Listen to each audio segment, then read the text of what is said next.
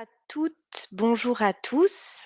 Bonjour. Bienvenue dans cette, nouvelle matinale RSM. Nous sommes ravis de vous retrouver pour nos rendez-vous du vendredi matin.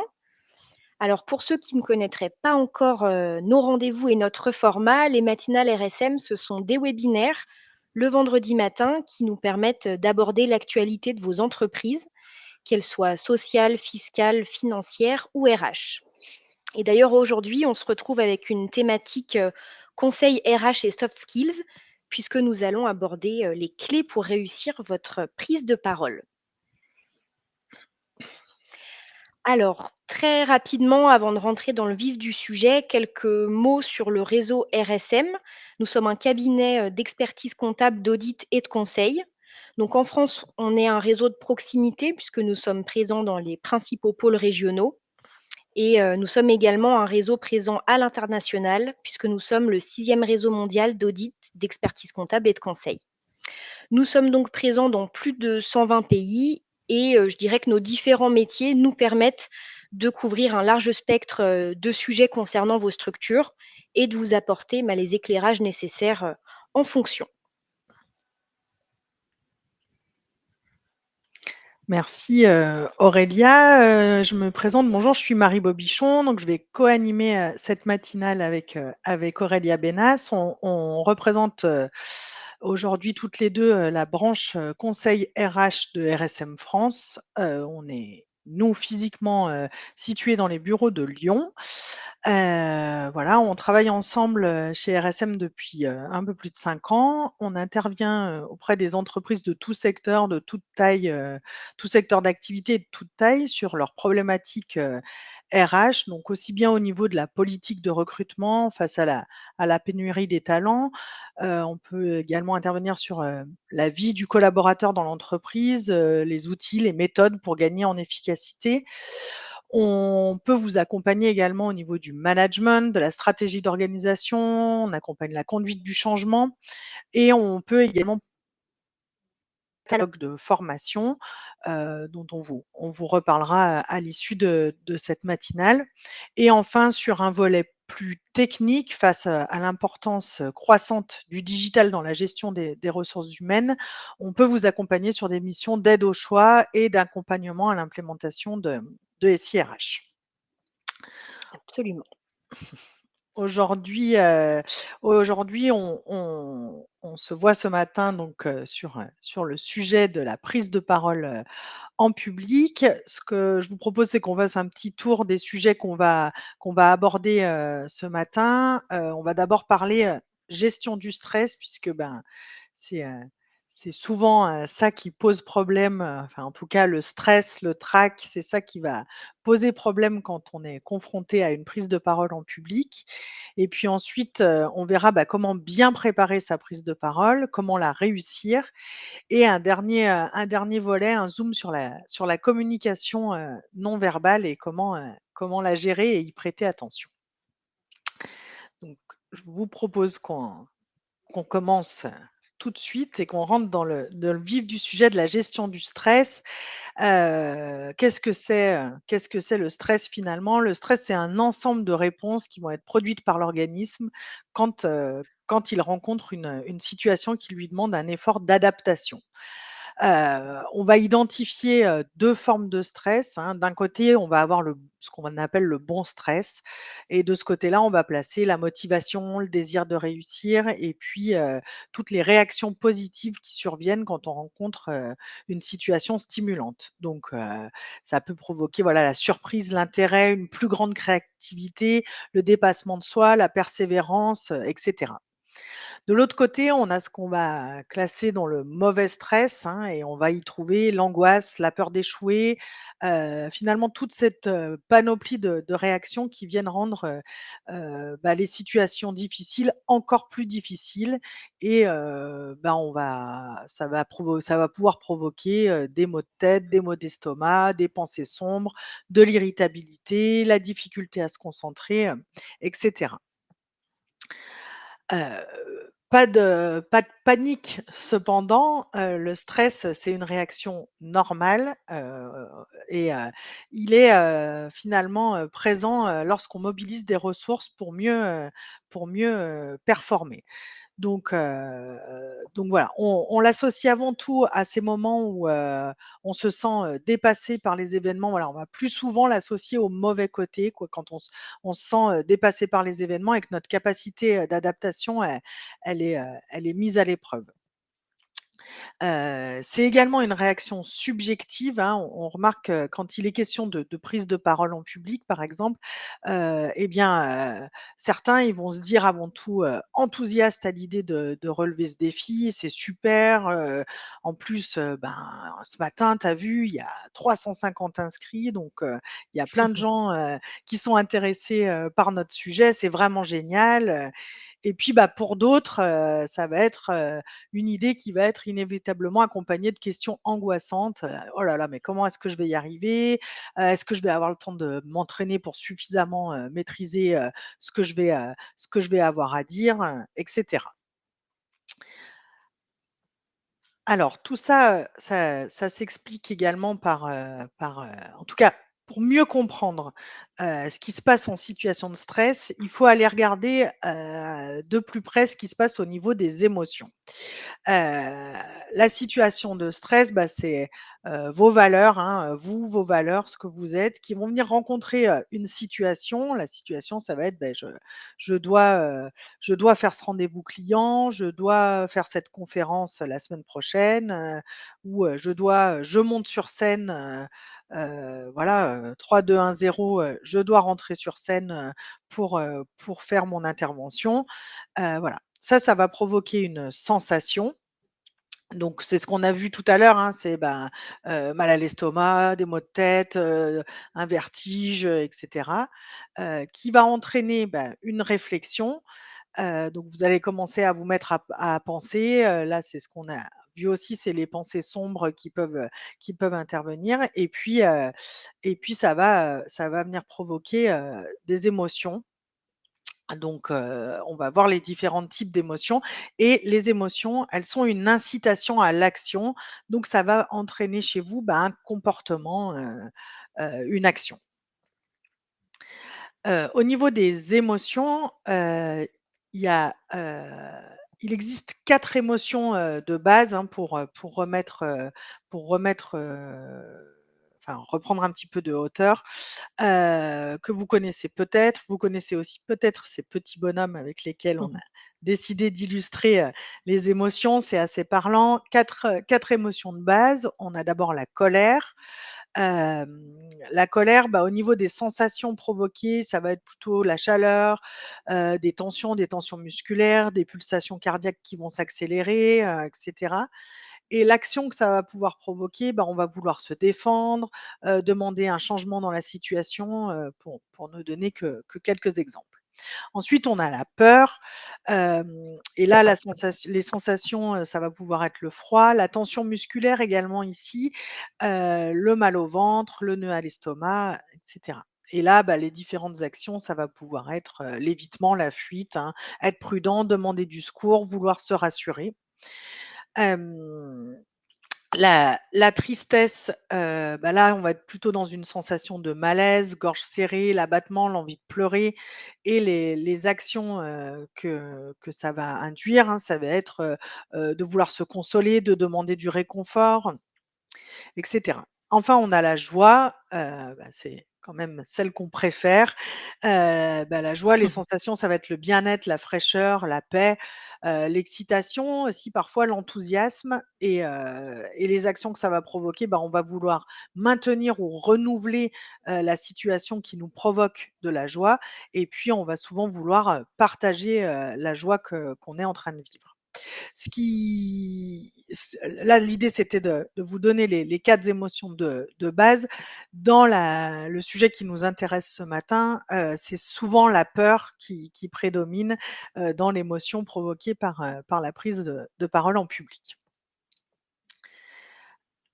Alors, la peur justement, et bien, là aussi, bonne nouvelle, c'est une émotion utile, donc pas de panique. C'est une émotion qui nous alerte sur l'urgence à agir.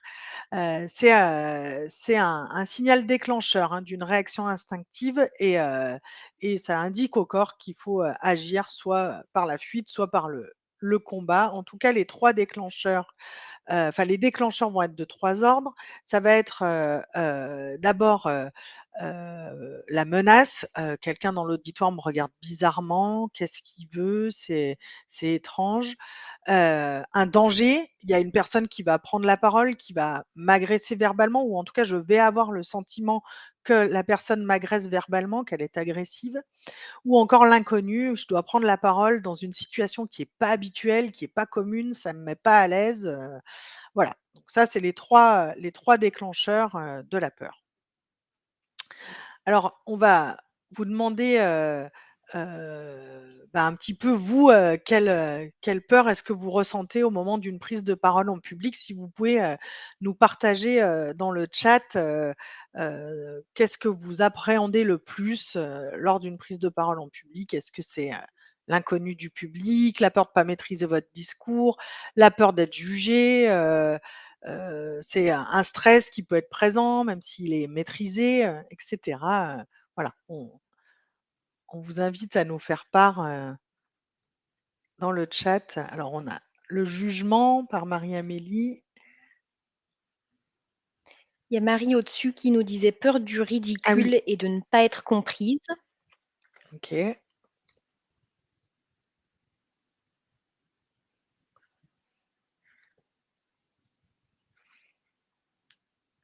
Alors Sophie nous dit: «Le jugement également». Stéphane nous précisait: «Ventre tendu».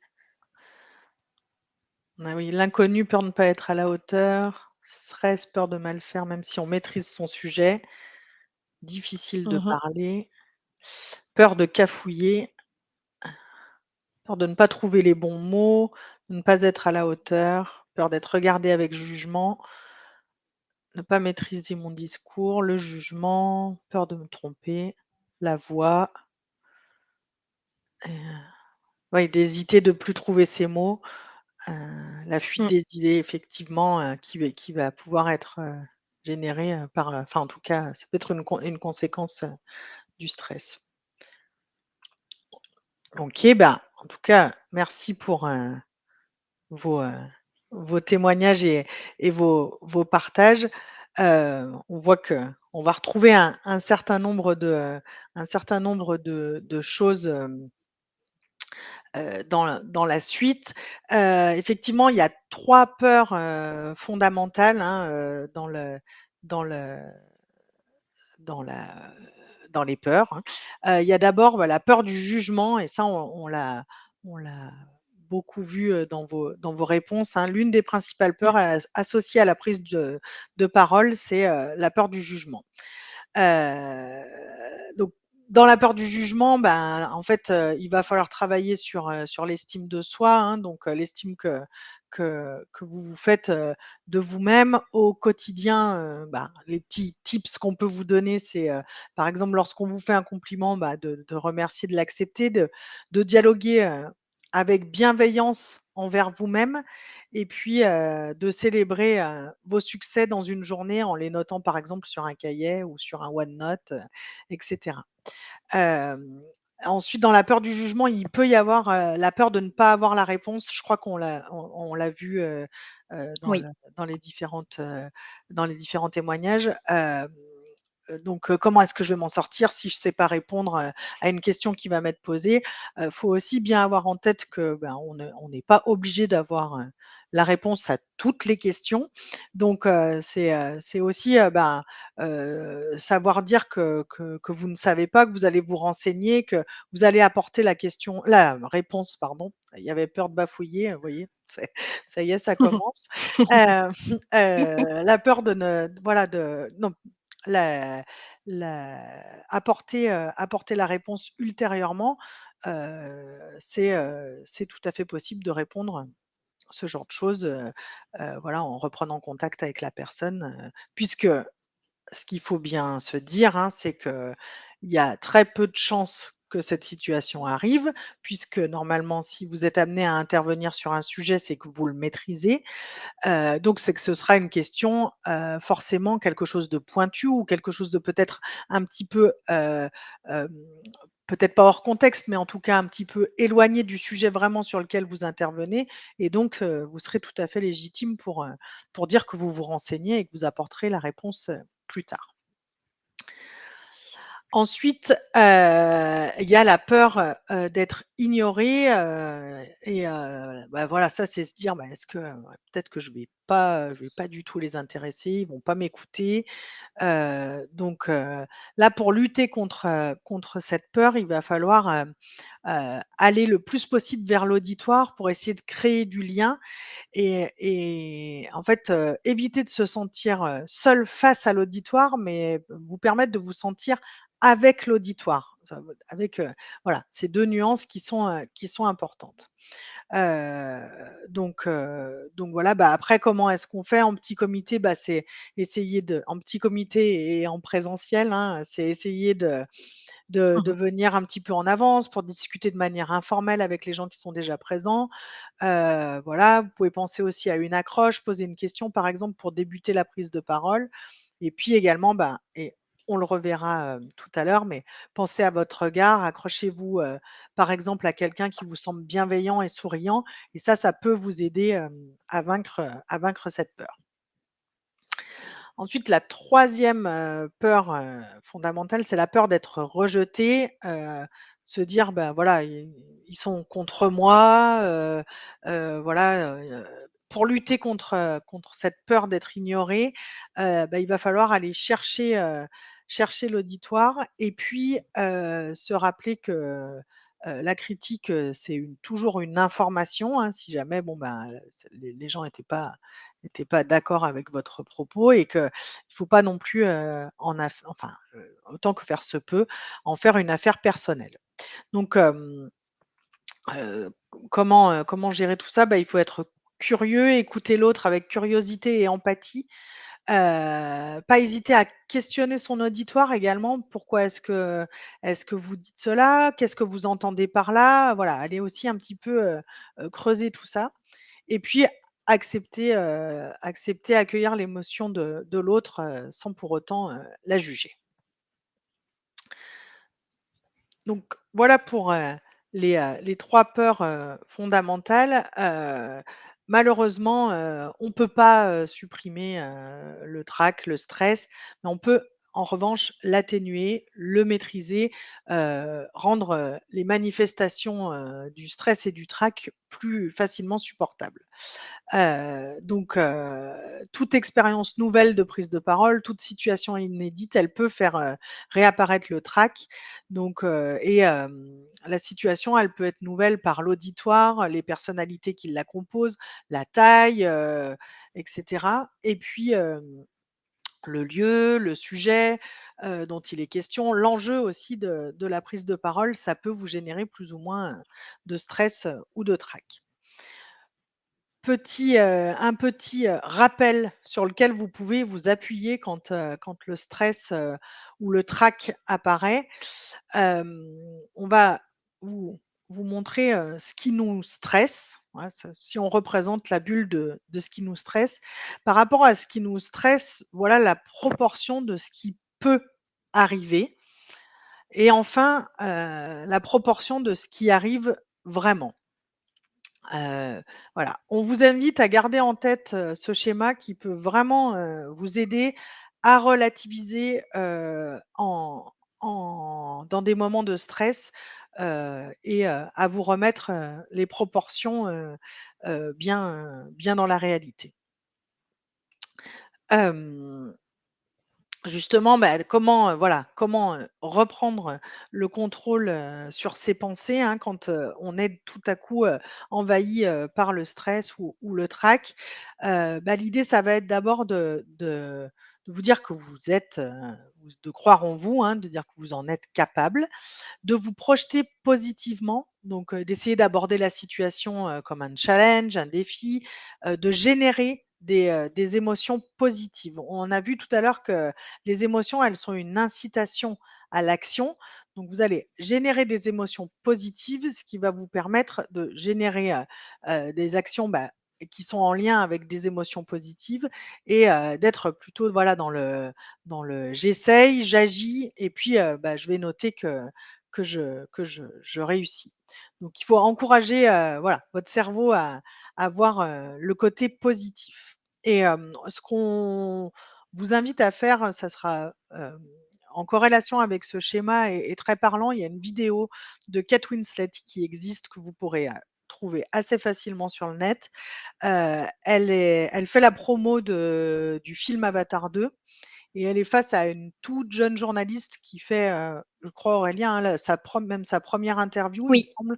Elle fait sa toute tout à première fait. interview et donc inévitablement, elle est stressée face à Kate Winslet et voilà et en fait, Kate Winslet a une réaction, très très bienveillante, hein, en lui disant, voilà: «Bon, tu sais ce qu'on va faire? On va se dire qu'on va y arriver. Tu vas voir, tu vas faire, Mmh. la meilleure interview, de toute ta vie. Cette interview, elle va bien se passer», et cetera et elle la met en confiance comme ça, elle l'aide à se projeter positivement et puis elle l'aide aussi à, à être, plutôt avec que face à comme je vous le disais, tout à l'heure, elle est vraiment heu, avec la journaliste et du coup la journaliste sent que son auditoire est avec elle et pas face à elle et ça la met en confiance et ensuite, l'interview, se passe bien. Je vous laisse aller voir, ça sera Tout à fait. certainement, bien mieux que mes explications mais voilà, ça Mais illustre qui bien était très clair. cette, ce ce mécanisme de croire qu'on en est capable, de se projeter positivement et de pouvoir, du coup, entrer dans une action, et un comportement, où on est assuré et positif. Une fois qu'on a dit tout ça, il y a 4 principes, hein, qui facilitent aussi, la gestion du trac, qui sont plus, je dirais, pratico-pratiques, hein. Le 1er, conseil qu'on peut vous donner, c'est de bien se préparer. Donc, faites un plan, rédigez les points forts de ce que vous devez aborder, préparez quelques phrases introductives, apprenez-les par cœur. N'hésitez pas à vous entraîner, hein. Le travail de répétition, c'est vraiment un facteur déterminant, le fait que vous maîtrisiez ce que vous allez présenter. Repérez, également les lieux et puis, évitez de changer quoi que ce soit à vos habitudes. Le trac, il se nourrit, aussi pas mal d'imprévus donc, on vous conseille de pas forcément, essayer d'innover. Ensuite, améliorer, votre respiration, hein, donc, pour ça, heu respirez, profondément pour ventiler votre corps, oxygéner vos muscles, votre cerveau, et puis régulièrement, enfin respirer pardon, régulièrement pour éviter que la machine s'emballe et que, voilà, toutes les conséquences que ça peut avoir. Ensuite, on vous invite à vous relaxer physiquement. Donc, avant l'intervention, c'est essayer de prendre conscience de tous les muscles qui vont être inutilement contractés. Souvent, ça se situe au niveau des épaules, du cou, de la nuque.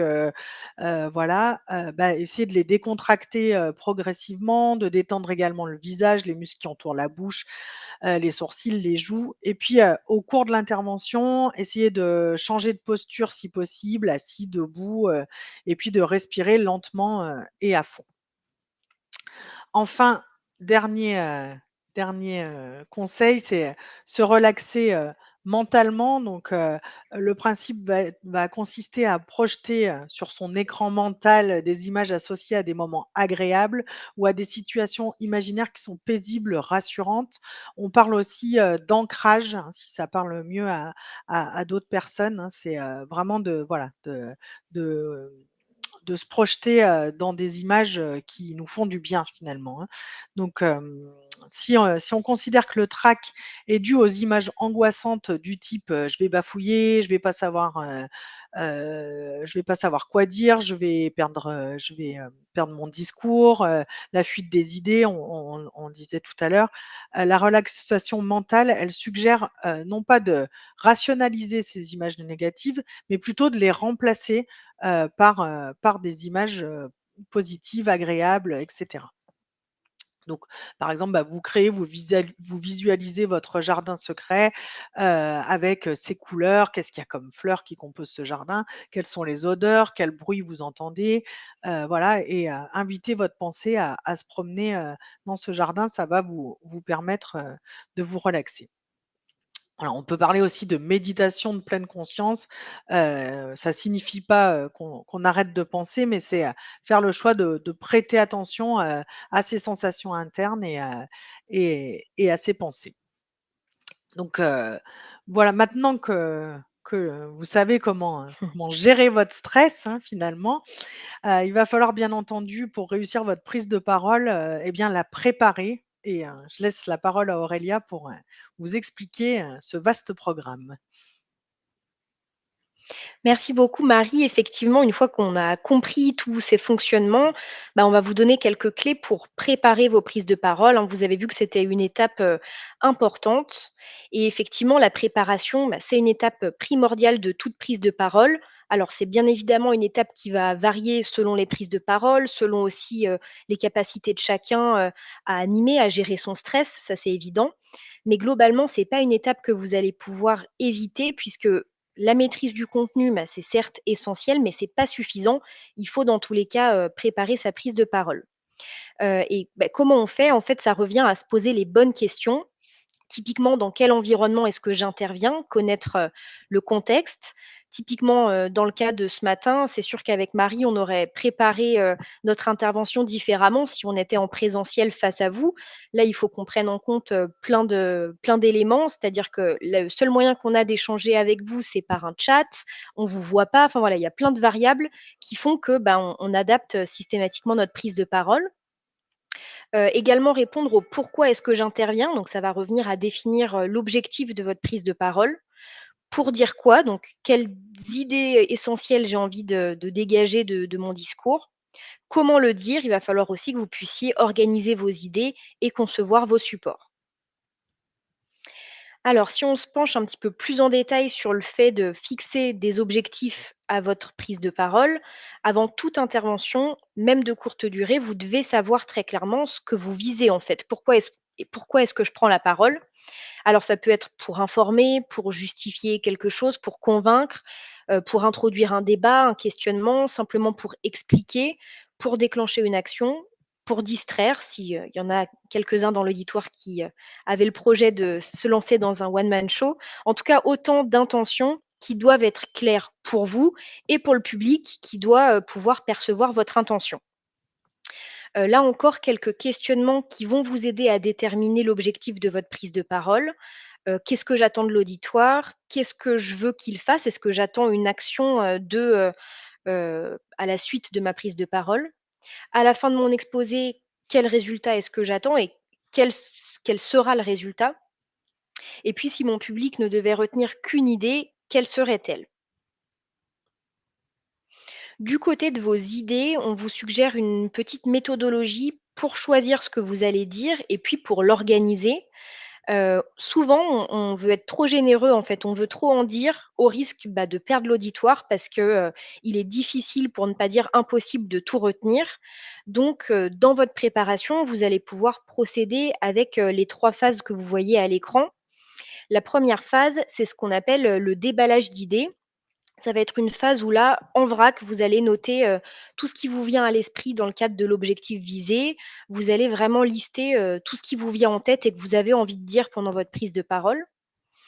Ensuite, en 2, il va falloir choisir et hiérarchiser ses idées. Donc là, c'est un moment difficile parce que, souvent on hésite, hein, on ne sait pas trop ce qu'on garde pas.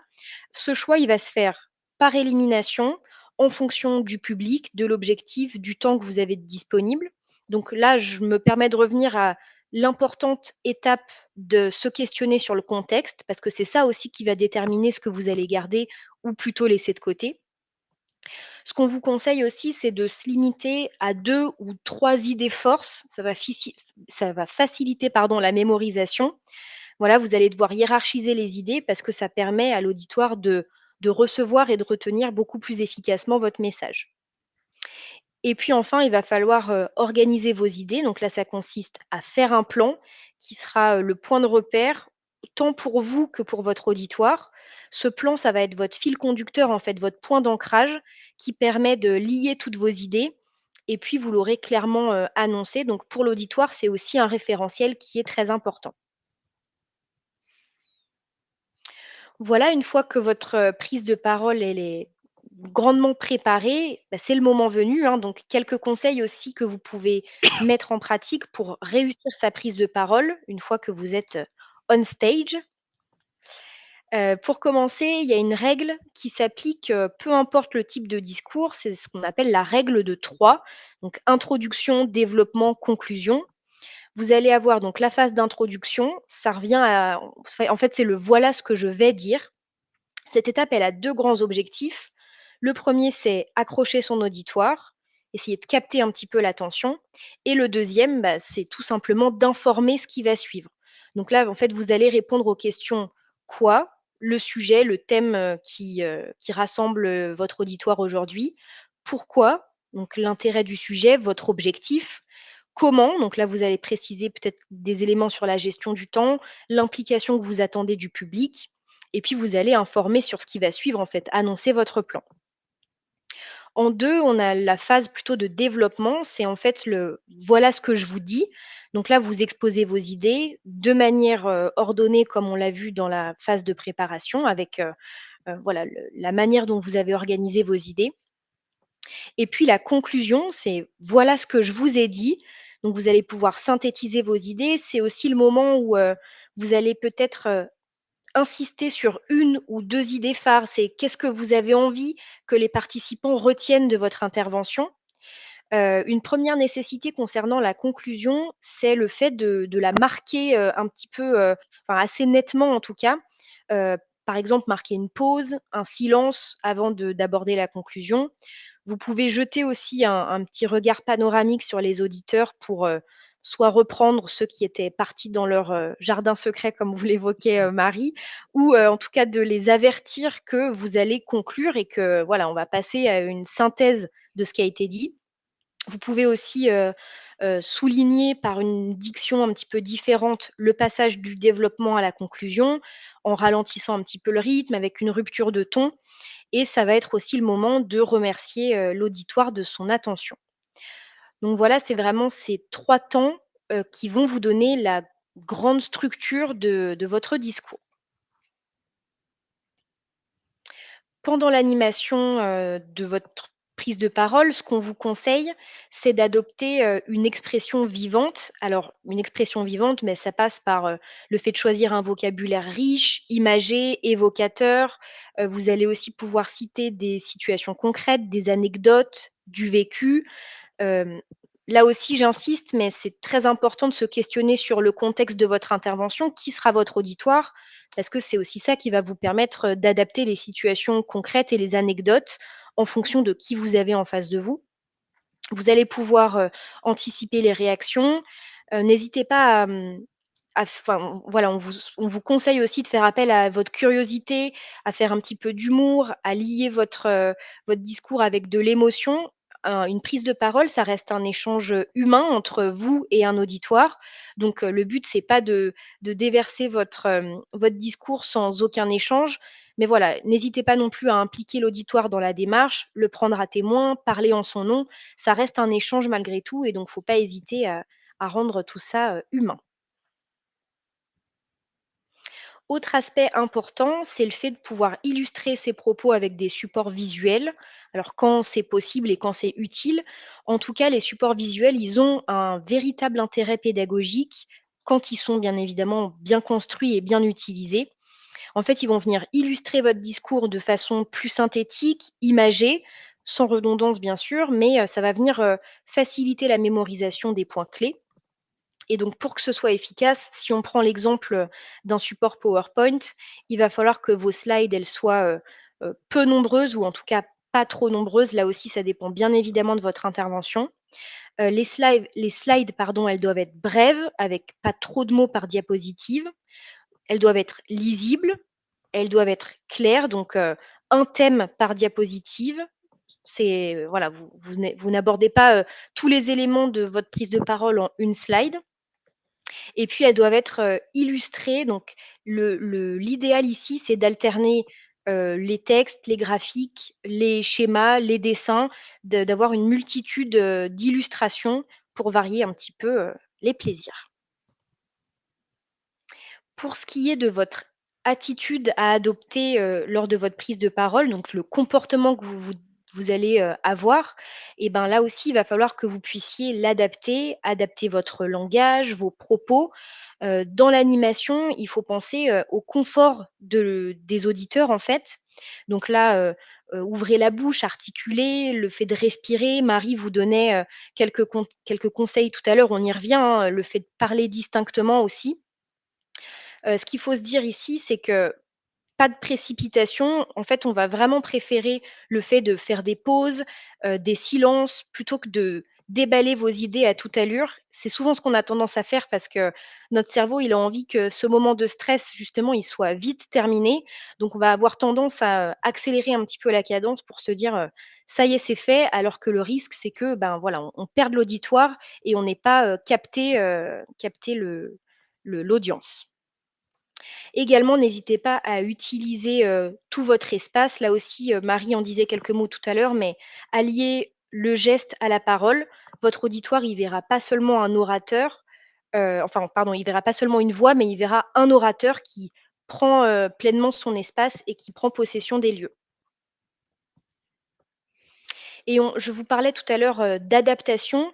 Ce qui va vous permettre de vous adapter, c'est aussi de savoir écouter, d'être à l'écoute de votre auditoire. L'animation, c'est sûr qu'elle est importante, mais il faut aussi laisser une part, importante à l'écoute, montrer que vous êtes réceptif à votre public. Typiquement, je vous parlais du fait que c'était un échange tout à l'heure. Ben voilà, c'est pas à sens unique, il faut que ça puisse aller dans les 2 sens. Donc ça passe, là par laisser l'autre parler, mettre l'interlocuteur à l'aise, lui montrer qu'il est libre de s'exprimer. Montrer qu'on veut écouter, hein, qu'on est intéressé par les propos de l'autre, qu'on fait pas autre chose, en même temps. Vous pouvez même aller jusqu'à quand on vous pose une question ou quand on vous fait une remarque, prendre des notes pour montrer que, bah, vous accordez de l'importance à l'intervention de la personne qui est en train de parler. Éviter, toute distraction. On regarde l'interlocuteur quand il nous parle. Se mettre à la place de l'autre. On parlait d'empathie tout à l'heure, mais bien évidemment, quand on anime quelque chose, il faut, savoir se mettre à la place de l'auditoire, être patient, accorder le temps nécessaire, aux personnes, rester calme, cela va sans dire, s'abstenir de critiquer. Parfois, on peut aussi être confronté à des points de vue qui sont différents. Il faut qu'il puisse y avoir la place pour tous les points de vue et voilà, qu'on ne critique pas, éventuellement les interventions des participants. Poser des Excuse-moi questions Aurélia, et puis mais de oui? mon côté, les slides, n'ont pas avancé, en fait. Je suis toujours aux 2 moi. Alors Ah, est-ce que c'est le cas pour tout le alors monde?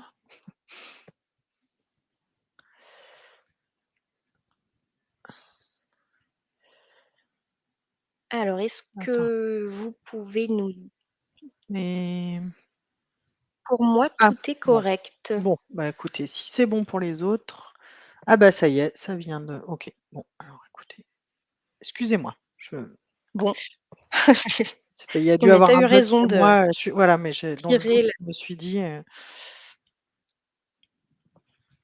tirer la sonnette d'alarme tu étais à et de s'abstenir de toute façon critiquer. Excuse-moi. mais pas de souci, pas de problème. Effectivement donc ne pas critiquer, ça paraît évident et puis poser des questions. Donc au-delà d'écouter, quand on intervient, il faut aussi, chercher l'échange et donc ne pas hésiter à poser des questions pour qu'on vous fasse des retours, quand c'est possible. Et puis toujours rester attentif à l'autre. bien évidemment. En tout cas, en lien avec l'animation et l'écoute de l'auditoire, une partie qui est très importante, également, c'est la communication non verbale et je laisse la main à Marie pour nous en parler. Merci Aurélia. Effectivement, on va terminer avec ce petit focus sur, la communication non verbale. Elle a pour caractéristique de se voir, de s'entendre, sans vraiment qu'on le veuille finalement. Qu'est-ce qu'on entend par, communication non verbale? Alors, il y a d'abord la règle des 3 V, en fait, ce que retient, votre auditoire, notre auditoire, c'est 55 du visuel, qui va être lié à l'expression du visage, du langage corporel, le fait qu'il y ait une attitude ouverte et souriante, ça va faciliter l'écoute. 38 ça va être du vocal, donc lié à l'intonation de la voix. Petit conseil, travailler sa voix, c'est jamais, inutile. Et enfin, il va y avoir 7 qui va être, du verbal, donc lié à la signification des mots. Les mots et l'organisation de votre présentation, voilà, c'est quelque chose d'important et il va vraiment falloir que vous le travailliez et c'est ce qu'Aurélia vient de vous expliquer. Si on prend, la voix, et bien la voix, les caractéristiques, les éléments qui caractérisent la voix, ça va être, le timbre d'abord, donc il est très, variant, hein, variable, en fonction de chaque individu, il peut aller de très grave à très aigu, voilà. Ensuite, il y a le volume, donc le niveau sonore, il va être à adapter en fonction du contexte de l'auditoire. Une voix qui va être difficilement audible ou qui va pas atteindre tout un auditoire, bah, ça va renvoyer le sentiment de ne pas maîtriser son sujet, de malaise ou, ça va instaurer un doute quant à l'orateur. Ensuite, il y a le débit, donc ça, bah, c'est Aurélien en a parlé tout à l'heure, c'est la vitesse à laquelle, on parle.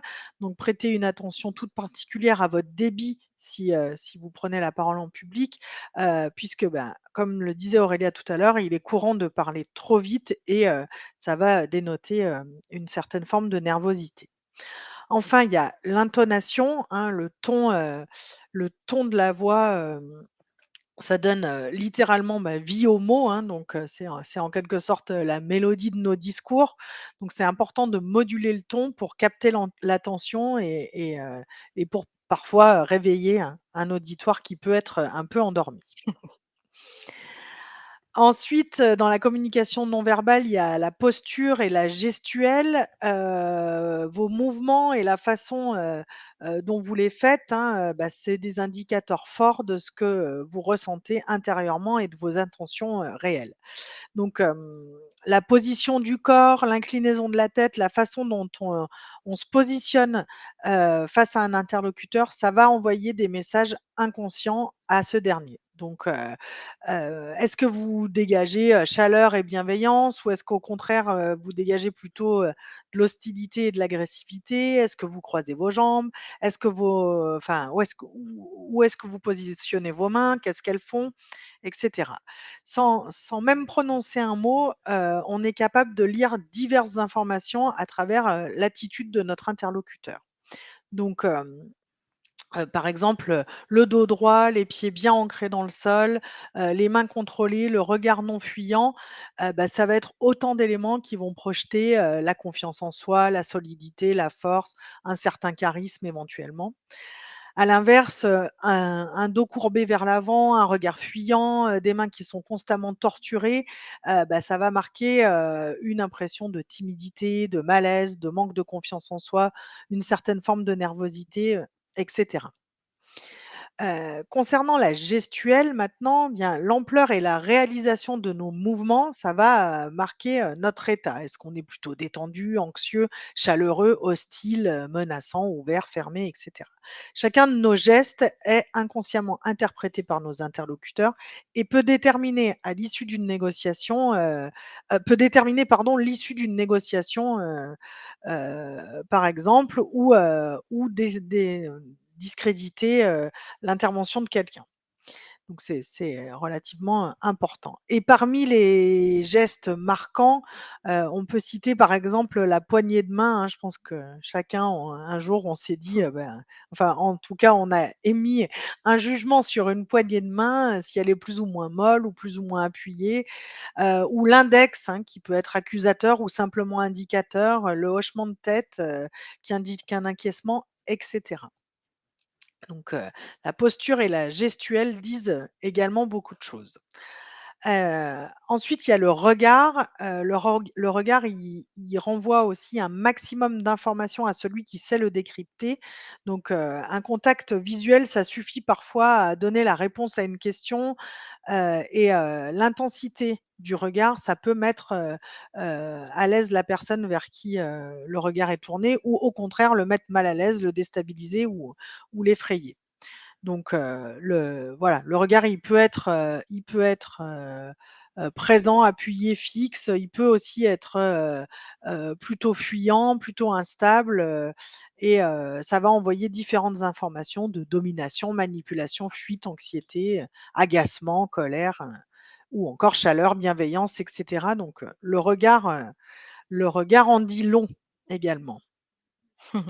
Et enfin, il y a la puissance du langage du corps, donc écouter et comprendre son interlocuteur au-delà des mots, c'est un immense atout, dans bien des situations, hein, et ça va permettre entre autres d'interagir, de manière, limpide et efficace, face à ses interlocuteurs, de convaincre aussi plus facilement en adoptant, la posture, la bonne posture, la gestuelle adéquate. Ça peut nous aider également à réorienter une négociation face à un interlocuteur qui va être, plutôt fermé en repérant, bah, ces signes d'agacement, de non-intérêt, et ça va nous permettre de corriger le tir.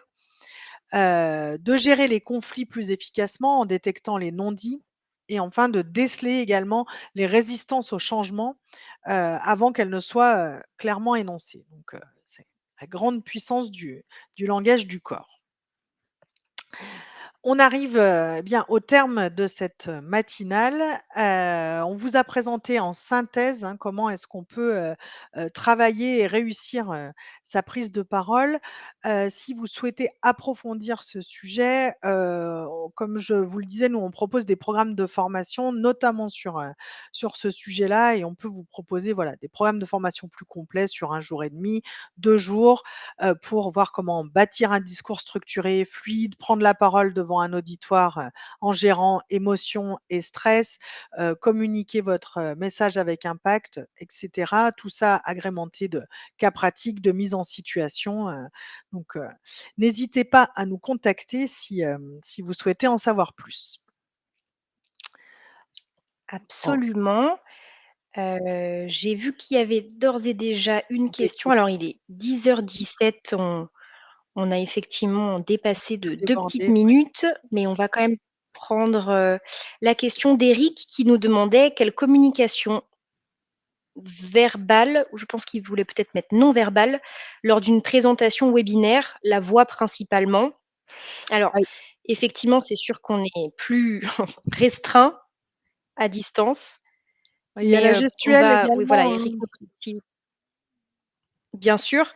Il y a aussi le regard, je pense typiquement à si votre caméra est ici et que vous passez, votre webinaire sur votre autre Comme ça? écran sans finalement regarder l'auditoire, même si vous le voyez pas, bah, typiquement ça va jouer aussi. Ça fait justement, la différence, donc voilà, il y a finalement, plusieurs manières de jouer sur le non verbal, même à distance.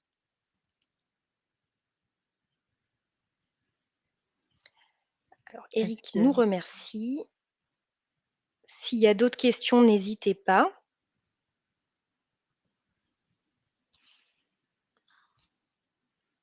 Bon et ben, je crois qu'il y a pas d'autres questions.